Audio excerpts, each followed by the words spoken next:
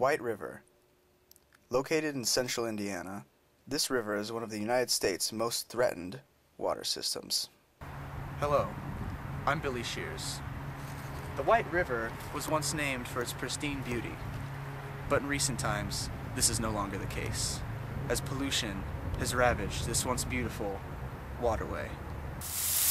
In recent years, many different poisonous chemicals have been found in the White River.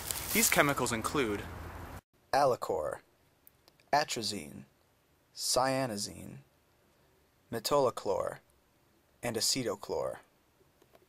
And who can forget the 1999 West Fork fish kill?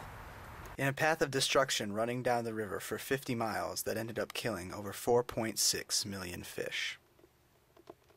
Yet despite all the pollution, that doesn't mean you and your family can't have a great time at Muncie's White River. From fishing to kayaking to canoeing, there are still plenty of recreational opportunities to be had. So come on down today.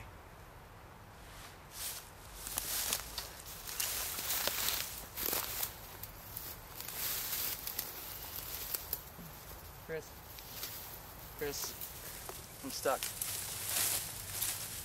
I'm stuck.